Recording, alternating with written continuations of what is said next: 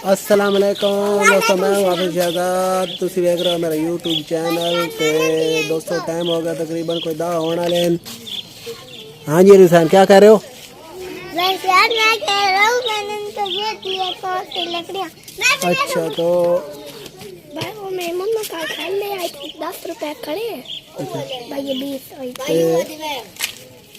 गिनती अच्छा क्या बोला। तो दोस्तों टाइम हो गया तकरीबन कोई 10 होना लेना। तो उस तो बाद आज की वीडियो तो करते हैं आगाज़। अज एक नवा खिलाड़ी आ चुका बाडी का। तो भाई तेरा ना के है भाई जन? हाँ बाडी का मैच शुरू होने वाला। तो कौन बन पता लग मेरा बबी जिक्र से तो गेट अल पास वहीं तो दरवाजा बंद यार। तू आप लग रही ना आराम ना लख मेरी मैंने। तो दोस्त कोई नहीं। तो दोस्तों आज एक बहुत ही अहम बहुत ही ज़रूरी गल जी ना साढ़े नाल करनी है। तो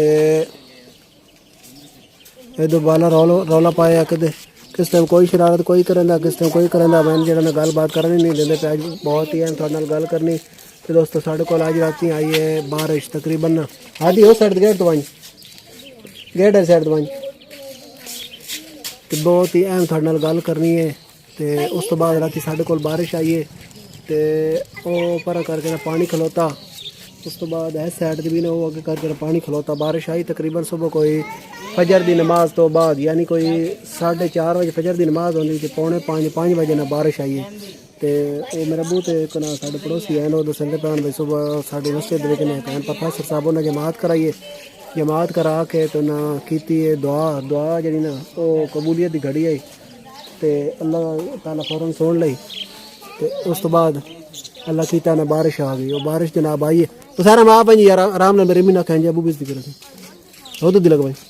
तो उन्हें ना है साइड कुंडी मारी है मैं ठीक है। तो कबूलियत की घड़ी अल्लाह ताला सुन ली। तो उस बाद जो फौरन ही साढ़े को बारिश आ गई। 4:30 बजे जमात हुई। तो कोई 4:45 बजे ना बारिश आई इंजे झट के है थोड़ी मतलब ढिल आई है लेकिन आई चंगी तकड़ी बारिश जिसकी वजह तो ना पानी खलो गया। वो भी पानी खलोता। उस तो बाद है साइड ते मैं थोड़ा जूम करके दिखाना थोड़ा जहा अगर थोड़ा नजर आया। तो तुम वेदे पे पानी खलोता वो अगे पानी खलोता है सामने पानी खलोता। हालांकि ये पानी खलोना जो ना बड़ी वड्डी गल है यानी क्यों जे कितने दाड़ों की जमीन जी ना बिल्कुल भुखी आई जमीन यानी ना सुक्की सड़ी हुई आई। तो पानी जो ना खलोना बड़ी वड्डी गल है। तो मतलब बारिश ठीक होगी। तो हम भी साढ़े को बदल हैं बड़ा प्यारा मौसम बनया है तुम वेदे पे हो।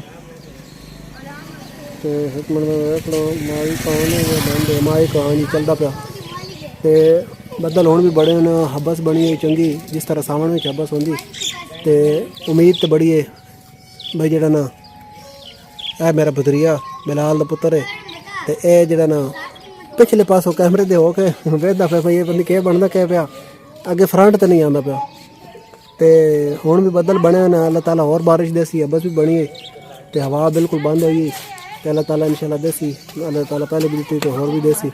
तो उस तो बाद हुण जनाब नाल ही ना बच्चे जो ना ग्राउंड पहुँच चुके हैं। तो दोबारा बाडी का आगाज़ होने लगा। बाडी दी लकीरें जी ना वो बारिश ना गई मिट तो उन्होंने करन लगे रीन्यू। तो दोस्तों जी अहम गल मैं थानू आखी है ना वो गल ये वे कि जेडे अगे असीं सुनते पैसे ना एक मिनट रक्षा आ गया रक्षा अलग अलग बात इंशाल्लाह गल करते। तो अहम गल जी मैं थोड़े नाल मैं तो अगे आख्या ना वीडियो शुरू हुई कि मैं थोड़े नाल इंतहाई अहम गल करनी है। वो गल ये वे कि जो अगे असीं सुनते पैसे ना कि भी गर्मी वध रही है तो जनाब जिसकी वजह तो नुकसानात होने का खदशा है। तो वो मैं नोट किया कि वाकई गल जी ने बिल्कुल सच्ची ने बई वो पैन साढ़े तोते हम पिछले 2-3 दिन जी गर्मी पई है ना चंगी शिद्दत की गर्मी पई। उस गर्मी के नाल ये तोते बेचारे हम अंदर पखे चलता पे होंगे। तो पखे के तले भी ना ये सकते पे होंगे। हुण सकण जड़ा ये जेडे पंजाबी लोग है ना उन्होंने तो पता सी है बई जिस टाइम जानवरों को गर्मी लगती है ना तो वो तेज तेज ना साह लै रहे होंगे। तो जबान उन्होंने निकली होंगी बाहर तो मूँह उन्होंने खुला होंगे तो मूँह बंद ही नहीं होंगे।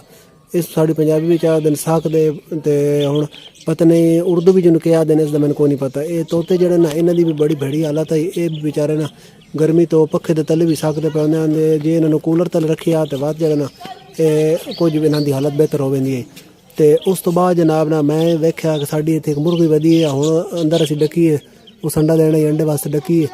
ਤੇ ਉਹ ਜਨਾਬ ਨਾ ਮੁਰਗੀ ਵੀ ਜਿਹੜੀ ਸਕਦੀ ਪਈ ਹੁੰਦੀ ਹੈ, उसकी भी बड़ी भैड़ी हालत आई पिछले 2-3 दिहाड़े। उस तो बाद एक और मैं नोट किया कि साढ़े को एक बच्चे लैके आए ने परसों दोपहरी तकरीबन को 12 बजे का टाइम आई, एक बिल्ली लैके आए पालतू बिल्ली आई। तो वो पालतू बिल्ली जी ना पालतू जानवर वो एक बंदा पैदा भी जो बड़े हसास होंगे बड़े नाजुक होंगे। तो इन्हों मसलन ना इन्हें बाहर दे होंगे ना इतों के माहौल के आदि नहीं हैं।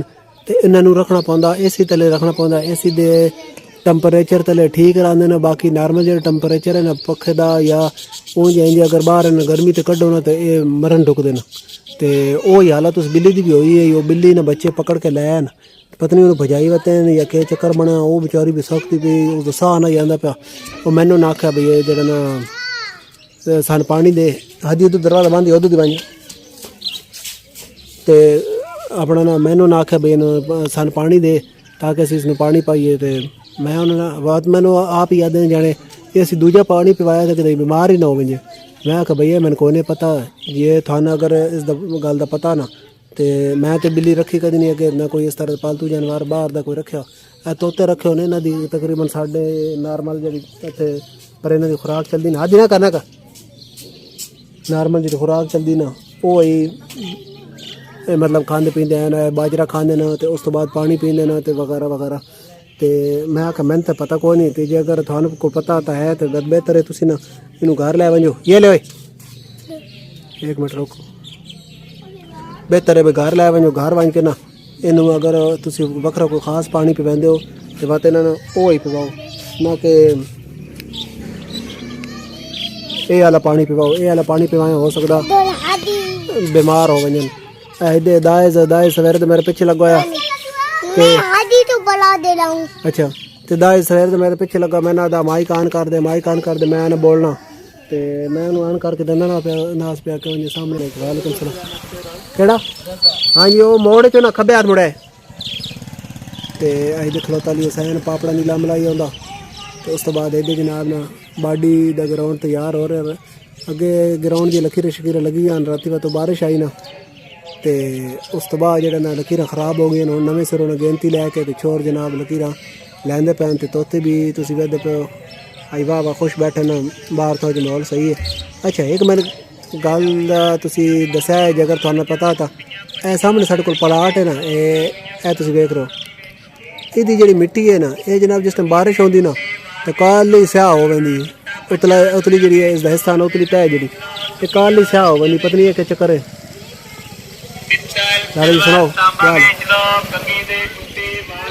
तो काली स्याह हो वैंदी इसकी पता नहीं क्या वजह इधर आ गया दाइज हुण माइक नप लिया तो दाइज शुरू हो गया।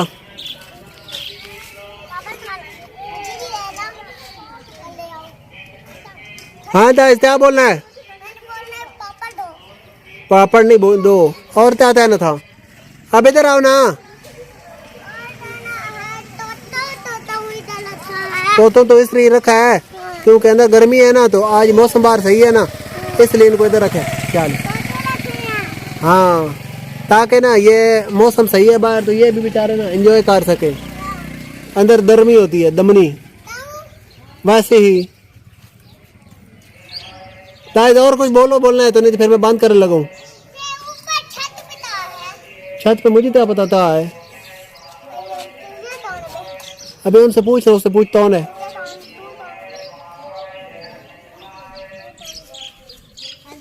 दाइज मूड नहीं बनता पाया अगे तो दाइज हेलो दाइज मैं हूँ मोहम्मद अहमद तो आप देख रहे हैं हमारा यूट्यूब चैनल तो अगे वाह गल बात करेंदा तो अज उसमें कोई गल बात आती को नहीं पई।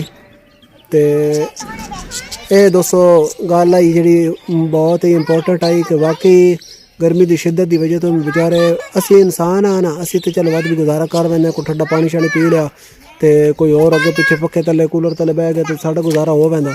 लेकिन ये बेचारे जो परिंदे तो जानवर हैं ना इन्होंने बेचारे का गुजारा बड़ा ही औखा होंदा पैंदा जे अगर गर्मी की यह सूरत हाल रही। अगर असी जेड़ा ते न किया दरख्तां दे बारे च न सोचा तो ਇੱਕ ਵਾਰ ਬਾਤ ਅਪੀਲ ਕਰਨੀ ਤੁਹਾਡੇ ਅੱਗੇ ਕਿ ਦਰਖਤ ਜਿਹੜੇ ਨੇ ਲਾਓ। ਇਹ ਦੋਸਤੋ ਤੁਸੀਂ ਸਾਹਮਣੇ ਮਾਹੌਲ ਵੇਖਦੇ ਪਏ ਹੋ, ਜਿਸ ਤਰ੍ਹਾਂ ਉਹ ਅੱਗੇ ਪੁਰਾਣੇ ਜ਼ਮਾਨੇ ਵਿੱਚ ਇਹਨਾਂ ਦਾਨਾਂ ਨਾਲ ਕਰਾ ਲੱਗਦੇ ਪਏ ਹੁੰਦੇ ਹਨ ਤੇ ਇੱਕ ਬੰਦਾ ਉੱਤੇ ਬੈਠਾ ਹੁੰਦਾ, ਇਸੇ ਤਰ੍ਹਾਂ ਛੋਰ ਜਨਾਬ ਨੇ ਇੱਕ ਅੱਗੋਂ ਗਿਣਤੀ ਨੂੰ ਛਿੱਕੀ ਵਹਿੰਦਾ ਤੇ ਦੂਜੇ ਜਿਹੜਾ ਨਾ ਉਹ ਪਿੱਛੇ ਗਿਣਤੀ ਦੇ ਉੱਤੇ ਬੈਠਾ ਤੇ ਇਹ ਸੂਰਤ ਹਾਲ ਹੈ ਤੁਸੀਂ ਵੇਖ ਰਹੇ ਹੋ। ਤੇ ਠੀਕ ਹੈ ਦੋਸਤੋ, ਅੱਜ ਦੀ ਵੀਡੀਓ ਇੱਥੇ ख़त्म करने तो दरख्त के बारे कोई सोचो। हर बंदा भावें शहर में रहा, भावें देहात में रहा, भावें जिथे मर्जी रहा, और जनाब तुसी ना हर बंदा अपने जिम्मे 2 दरख्त ले लो, 2 दरख्त लाओ, लाजमी लाओ। ये समझ लो कि दरख्त ज़िंदगी, इस तरह पानी तो बगैर ज़िंदगी का तस्वुर नामुमकिन है, इसी तरह दरख्त तो बगैर भी ज़िंदगी का तस्वुर होना नामुमकिन होता जा रहा। तो ठीक है, जिंदे वक्त रहो, मिलते हैं अगली वीडियो में नवी गल्लां बातों दे नाल। अल्लाह हाफिज़।